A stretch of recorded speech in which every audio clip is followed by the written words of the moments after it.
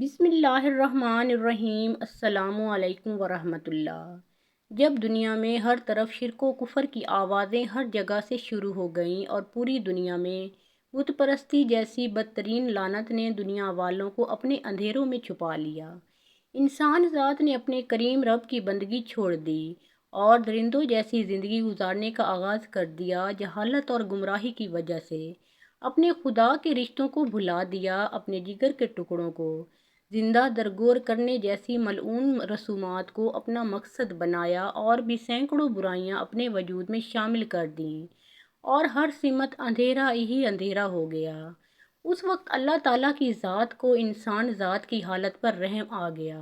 اور اپنے محبوب پیغمبر حضرت محمد مصطفیٰ صلی اللہ علیہ وآلہ وسلم کو دنیا کا آخری پیغمبر و ہادی بنا کر دنیا میں انسان کی رہنمائی کے لیے پیدا فرمایا۔ جب نبی مکرم حضرت محمد صلی اللہ علیہ وآلہ وسلم نے اپنی زبان اطہر سے اپنے پروردگار کا پیغام لوگوں تک پہنچانا شروع کیا تو لوگوں نے رسول مکرم حضرت محمد مصطفیٰ صلی اللہ علیہ وآلہ وسلم کو اس پیغام سے روکنے کی کوشش شروع کر دی، اور جس شخص نے آپ صلی اللہ علیہ وآلہ وسلم کے پیغام کو قبول کیا، اس پر مصیبتوں کے پہاڑ گرانے شروع کر دیے اور طرح طرح کی اذیتیں دینا شروع کر دیں۔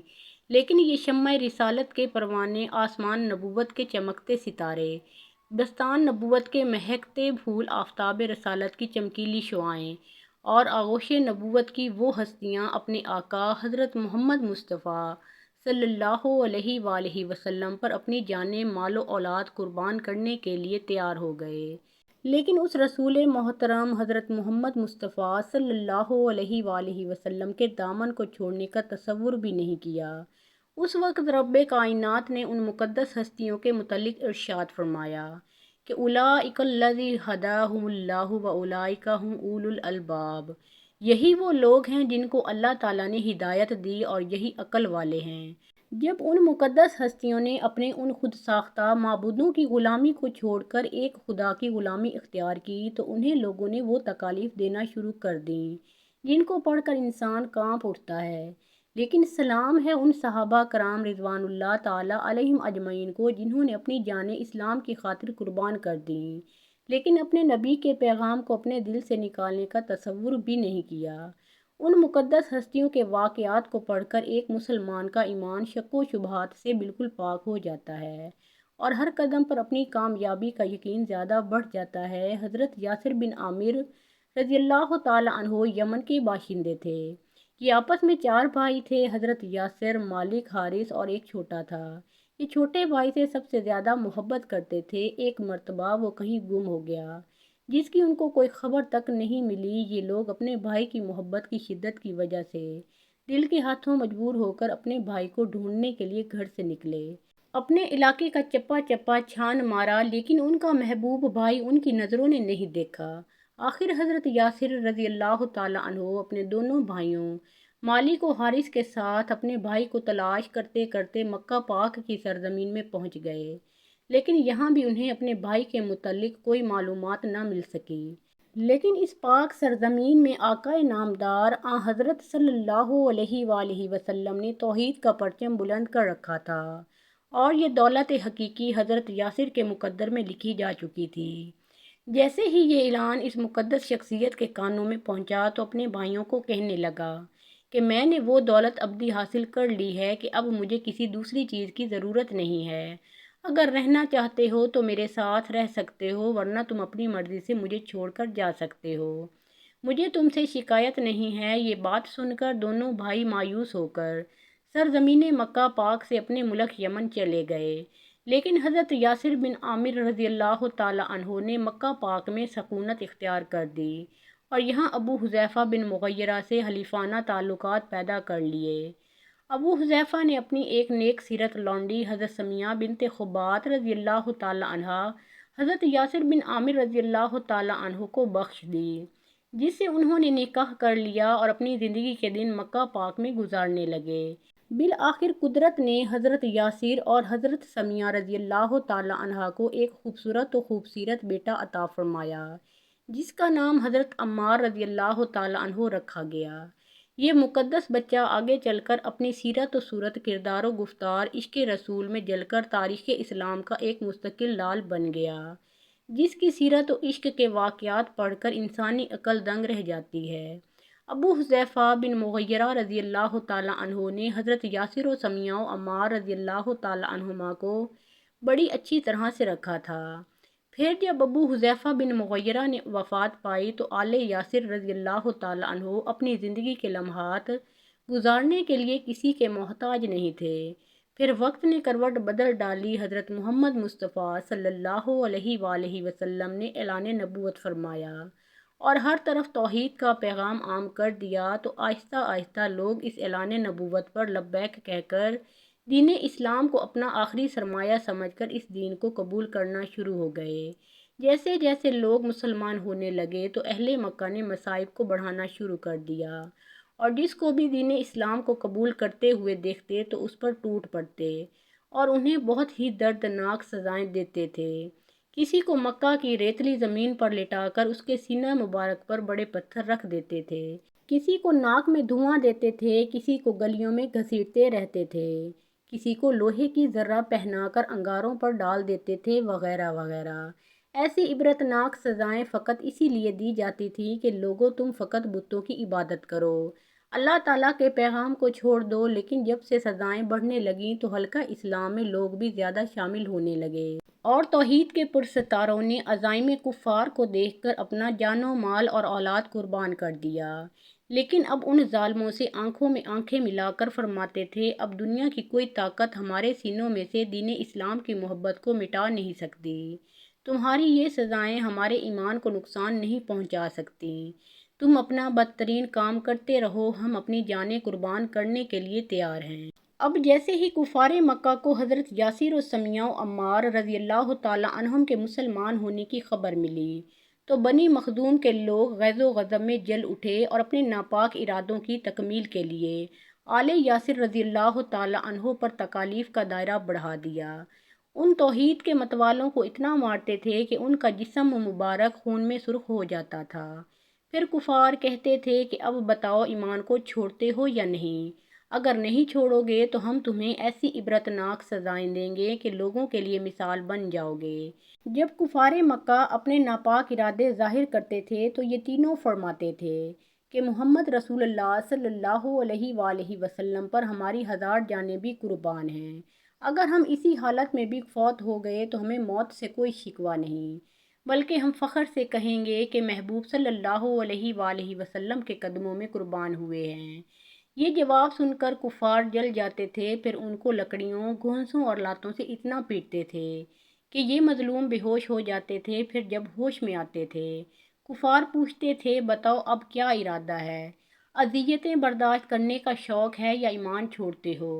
یہ سن کر یہ مجاہدین نبی کریم صلی اللہ علیہ وآلہ وسلم فرماتے تھے کہ دامن مصطفیٰ کو ہم کیسے چھوڑ دیں، ہمارا ایمان اتنا کمزور نہیں ہے۔ ایک مرتبہ ظالم کفار کے ہاتھوں سے یہ تینوں اذیت ناک سزائیں جھیل رہے تھے تو وہاں سے حضرت محمد مصطفیٰ صلی اللہ علیہ وآلہ وسلم کا گزر ہوا۔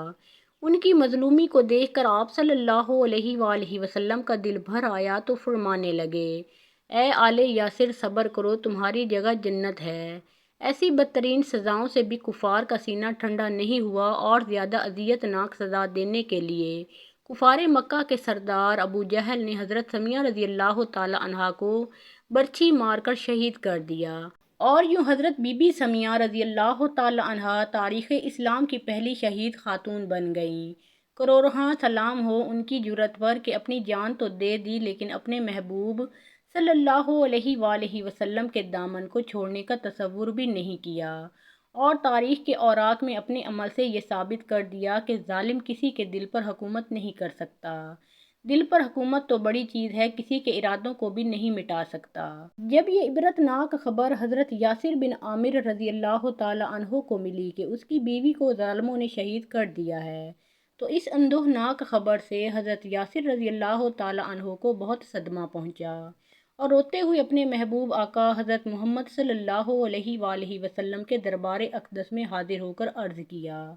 یا رسول اللہ صلی اللہ علیہ وآلہ وسلم، اب تو ظالموں نے ظلم کی انتہا کر دی، آپ صلی اللہ علیہ وآلہ وسلم کی آنکھوں میں بھی آنسو آ گئے اور حضرت یاسر رضی اللہ تعالی عنہ کو صبر کی تلقین فرمائی اور فرمایا اے اللہ خاندان یاسر کو دوزخ کی آگ سے بچانا۔ اس واقعہ کے بعد بھی ظالموں کے ناپاک ارادے ختم نہ ہوئے بلکہ اور بھی زیادہ مضبوط ہو گئے۔ پھر چشم فلک نے دیکھا کہ کفار مکہ نے مظلوم بوڑھے حضرت یاسر رضی اللہ تعالی عنہ کو اتنا مارنا شروع کر دیا کہ آپ بے ہوش ہو گئے۔ جب ہوش میں آتے تھے تو کفار کہتے تھے اپنا آخری انجام بھی عنقریب دیکھ لو گے ورنہ تم ایمان کو چھوڑ دو۔ آپ رضی اللہ تعالیٰ عنہ فرماتے تھے ظالموں تم میری جان تو لے سکتے ہو، میری مظلومہ بیوی کو شہید کر سکتے ہو، میرے محبوب بیٹے عمار پر تکلیف کی لرزہ خیز سزاؤں کی داستانیں تو قائم کر سکتے ہو، لیکن میرے قلوب میں میرے کریم رب نے جو اسلام کا بیج بویا ہے اس کو تم قیامت تک نہیں اکھاڑ سکو گے، غیظ و غضب میں جل کے مر جاؤ گے، لیکن میرے ایمان کو کچھ نہیں کر سکو گے۔ یہ صبر کے پہاڑ تھے جنہوں نے اسلام کی خاطر ایسی سزائیں برداشت کیں کہ اگر پہاڑوں پر گرتی تو وہ بھی پرزہ پرزہ ہو جاتے، لیکن اس مرد حق پرست کے ارادے کو مٹا نہیں سکے۔ یہ وہ لوگ تھے جن کے لیے اللہ تعالیٰ نے فرمایا اولئک ھم المؤمنون حقا، یہی سچے مومن ہیں۔ بالآخر حضرت یاسر رضی اللہ تعالیٰ عنہ بھی ان ظالموں کی سزائیں سہتے سہتے شہید ہو گئے، لیکن اپنے محبوب آقا صلی اللہ علیہ وآلہ وسلم کے دامن کو اپنے ہاتھوں سے نہیں چھوڑا۔ جب حضرت یاسر اور حضرت سمیہ رضی اللہ تعالیٰ عنہما شہید ہو گئے تو اب کفار نے ان کے بیٹے حضرت عمار بن یاسر رضی اللہ تعالیٰ عنہ کو اپنی ظالمانہ کارروائی کا نشانہ بنایا۔ وہی ظلم، وہی تکلیفیں، وہی اذیتیں، وہی مصیبتیں حضرت عمار بن یاسر رضی اللہ تعالیٰ عنہ کو دینے لگے جو ان کے مظلوم والدین کو دے دے کر شہید کر دیا تھا۔ اب اس توحید کے قائل کو مشرکین و کفار نے بھوکا پیاسا رکھنا شروع کر دیا۔ پھر جب کفار سوچتے تھے کہ اب یہ اپنا دین اسلام چھوڑ دے گا تو پھر آپ رضی اللہ تعالیٰ عنہ کو ایسی دردناک سزائیں دیتے تھے جسے سن کر انسان کا رواں رواں کانپ اٹھتا ہے۔ یہ ظالم لوگ اس بھوکے پیاسے شیر کو گرم ریت اور دہکتے ہوئے انگاروں پر لٹاتے تھے جس کی آگ کی وجہ سے آپ رضی اللہ تعالیٰ عنہ کا جسم مبارک جل جاتا تھا اور جسم سے خون بہنے لگتا تھا، لیکن اس صبر کے پہاڑ کے استقلال میں ذرا برابر بھی فرق نہیں آتا تھا اور اس کے قدم راہ حق میں ذرا بھر بھی نہیں ڈگمگاتے تھے۔ ایک مرتبہ جب ظالموں نے آپ رضی اللہ تعالیٰ عنہ کو دہکتے ہوئے انگاروں پر لٹا رکھا تھا تو اس وقت اتفاق سے میرے پیارے آقا و مولا حضرت محمد مصطفیٰ صلی اللہ علیہ وآلہ وسلم کا اس جگہ سے گزر ہوا۔ جب آپ صلی اللہ علیہ وآلہ وسلم نے پیارے صحابی حضرت عمار بن یاسر رضی اللہ تعالیٰ عنہ کی یہ حالت دیکھی تو آپ صلی اللہ علیہ وآلہ وسلم کا دل بہت کڑھا اور حضرت عمار رضی اللہ تعالیٰ عنہ کے سر پر شفقت کا ہاتھ پھیرا اور فرمایا اے آگ تو عمار بن یاسر کے لیے اسی طرح ٹھنڈی اور سلامتی والی بن جا جس طرح حضرت ابراہیم علیہ السلام کے لیے بن گئی تھی۔ حضرت عمار رضی اللہ تعالیٰ عنہ نے صبر و استقامت کا وہ مظاہرہ کیا جس سے تاریخ اسلام میں اس مرد مجاہد کو تا قیامت صابرین میں یاد کیا جائے گا۔ پھر وہ خوشی کے لمحات بھی آ گئے جب اللہ تعالیٰ نے اپنے پیارے محبوب صلی اللہ علیہ وآلہ وسلم کو فرمایا اب ہجرت کی تیاری کرو۔ جب میرے آقا حضرت محمد مصطفیٰ صلی اللہ علیہ وآلہ وسلم کو مدینہ کی طرف ہجرت کا حکم ہوا تو حضرت عمار بن یاسر رضی اللہ تعالیٰ عنہ کو بھی یہ موقع نصیب ہوا اور مدینہ پاک میں پہنچ کر امن کا سانس لیا۔ یہ وہ ہستیاں تھیں جن کے خون سے اسلام کے باغ کی آبیاری کی گئی، جن کے لہو سے اسلام پوری دنیا میں پھیلا، انہی کے صدقے ہمیں بھی اسلام نصیب ہوا۔ بڑھاپے کے دنوں میں حضرت عمار رضی اللہ تعالیٰ عنہ کی پشت مبارک پر سیاہ داغ نظر آتے تھے جس کی وجہ پوچھنے پر آپ رضی اللہ تعالیٰ عنہ فرماتے تھے یہ وہ نشان ہیں جب مجھے انگاروں پر سلایا جاتا تھا، گرم ریت پر لٹایا جاتا تھا، لیکن میں نے صبر کا دامن نہیں چھوڑا، کبھی زبان سے کوئی شکوہ شکایت نہیں کی۔ حضرت عمار بن یاسر رضی اللہ تعالیٰ عنہ ہجرت کے موقع پر قباء میں اس مقدس مسجد کی تعمیر کے وقت پتھر ڈھوتے تھے اور اس کی تعمیر میں بڑھ چڑھ کر حصہ لیتے تھے۔ یہ اسلام کی سب سے پہلی مسجد تھی جس کی تعمیر کے وقت آپ سب سے زیادہ اینٹیں اٹھاتے تھے اور یہ رجز پڑھتے تھے ہم مسلمان ہیں، ہم مسجد بناتے ہیں۔ پھر آپ رضی اللہ تعالیٰ عنہ مدینہ پاک میں اپنے محبوب آقا حضرت محمد صلی اللہ علیہ وآلہ وسلم کے دربار اقدس میں رہنے لگے تو ساری مصیبتیں، تکلیفیں، اذیتیں ختم ہو گئیں۔ پھر جب اللہ تعالیٰ نے جنگ بدر میں کفار مکہ کو ذلیل و خوار کیا اور اس جنگ میں ابو جہل جیسے ظالم لوگ مارے گئے، تو میرے آقا و مولا حضرت محمد صلی اللہ علیہ وآلہ وسلم نے حضرت عمار بن یاسر رضی اللہ تعالیٰ عنہ کو فرمایا کہ اللہ تعالیٰ نے تمہاری ماں کے قاتل کا بدلہ لے لیا۔ حضرت عمار بن یاسر رضی اللہ تعالیٰ عنہ نے حضور صلی اللہ علیہ وآلہ وسلم کے ساتھ تقریباً سب جنگوں میں شامل ہو کر داد شجاعت حاصل کیا تھا۔ آپ نے سیدنا صدیق اکبر رضی اللہ تعالیٰ عنہ کے دور خلافت میں جنگ یمامہ کی خون ریزی جنگ میں وہ بہادری دکھائی جس سے مرتدین کے کلیجے پھٹ گئے۔ اس جنگ میں آپ کا ایک کان مبارک بھی شہید ہو گیا، لیکن آپ رضی اللہ تعالیٰ عنہ نے اس کی کچھ پرواہ نہیں کی اور کفار کی صفوں کو الٹ کر رکھ دیا۔ کئی کفار آپ رضی اللہ تعالیٰ عنہ کے ہاتھوں جہنم رسید ہو گئے۔ جب ایک موقع پر مسلمانوں کے قدم اکھڑتے دیکھے تو ایک بلند چٹان پر کھڑے ہو کر للکارا، اے مسلمانوں، کیا جنت سے بھاگ رہے ہو؟ میں عمار بن یاسر ہوں، ادھر پلٹو۔ ان کی للکار سن کر وہ پلٹ پڑے اور مرتدین کو اپنی تلواروں پر رکھ لیا۔ یہ مرد کلندر، مرد مجاہد، صحابی رسول حضرت عمر فاروق رضی اللہ تعالیٰ عنہ کے خلافت میں کوفے کے گورنر رہے اور انصاف کے تقاضوں کو پورا کر کے دکھایا۔ پھر اس صحابی رسول کو جنگ صفین میں حضرت علی رضی اللہ تعالیٰ عنہ کی طرف سے داد شجاعت دیتے ہوئے شہادت نصیب ہوئی۔ رسول اللہ صلی اللہ علیہ وآلہ وسلم نے ایک بار وضو کے بعد موزے پہننے کا ارادہ فرمایا، لیکن دیکھا کہ اچانک آپ صلی اللہ علیہ وآلہ وسلم کا موزہ ایک عقاب اٹھا کر لے گیا۔ آپ صلی اللہ علیہ وآلہ وسلم یہ ماجرا دیکھ کر حیران ہوئے۔ تھوڑی ہی دیر کے بعد آپ نے دیکھا کہ عقاب نے موزے کا منہ زمین کی طرف کیا، جس سے ایک سیاہ سانپ گرا۔ اس عمل کے بعد عقاب نے موزہ حضور اکرم صلی اللہ علیہ وآلہ وسلم کی خدمت میں پیش کر کے عرض کیا، یا رسول اللہ صلی اللہ علیہ وآلہ وسلم، میں نے اسی ضرورت سے گستاخی کی تھی کہ اس کے اندر سانپ گھسا ہوا تھا۔ مجھے اللہ تعالیٰ نے آپ صلی اللہ علیہ وآلہ وسلم کی حفاظت پر مامور فرمایا، ورنہ میری کیا مجال تھی کہ آپ صلی اللہ علیہ وآلہ وسلم کے حضور ایسی بے ادبی کرتا۔ حضور صلی اللہ علیہ وآلہ وسلم نے اللہ تعالیٰ کا شکر ادا کیا اور فرمایا، ہم نے جس حادثے کو باعث صدمہ سمجھا وہ دراصل باعث رحمت تھا۔ عقاب نے عرض کیا کہ میں نے ہوا میں اڑتے ہوئے موزہ شریف میں سانپ دیکھ لیا تو یہ میرا کمال نہیں، یا رسول اللہ صلی اللہ علیہ وآلہ وسلم، یہ آپ ہی کے نور اور روشنی کا فیضان اور عکس تھا۔ رسول اللہ صلی اللہ علیہ وآلہ وسلم کی بارگاہ اقدس میں ایک کافرہ عورت بچہ اٹھائے بغرض آزمائش اور امتحان حاضر ہوئی، لیکن اللہ تعالیٰ کے حکم سے اس کی گود میں 2 ماہ کا دودھ پیتا بچہ بولنے لگا اور کہا، یا رسول اللہ صلی اللہ علیہ وآلہ وسلم، السلام علیکم، ہم آپ صلی اللہ علیہ وآلہ وسلم کی خدمت اقدس میں حاضر ہیں۔ بچے کی ماں کے چہرے کا زرد رنگ ہو گیا اور غصے سے کہنے لگی، خاموش ہو جاؤ، یہ گواہی تیرے کان میں کس نے سکھا دی؟ بچے نے کہا، اے میری ماں، تو اپنے سر کے اوپر تو دیکھ، تیرے سر کے اوپر حضرت جبریل امین علیہ السلام کھڑے ہیں، وہ مجھے نظر آ رہے ہیں، وہ فرشتہ مجھے وصف رسول صلی اللہ علیہ وآلہ وسلم سکھا رہا ہے اور کفر و شرک کے ناپاک علوم سے خلاصی اور رہائی دلا رہا ہے۔ رسول اللہ صلی اللہ علیہ وآلہ وسلم نے فرمایا، اے بچے، یہ بتا کہ تیرا نام کیا ہے؟ تو بچے نے کہا، میرا نام اللہ تعالیٰ کے نزدیک عبدالعزیز ہے، مگر ان مشرکوں نے میرا نام عبد عزبی رکھا ہے۔ اس پاک ذات کے صدقے جس نے آپ کو پیغمبری بخشی، میں اس عذاب بت سے پاک، بیزار اور بری ہوں۔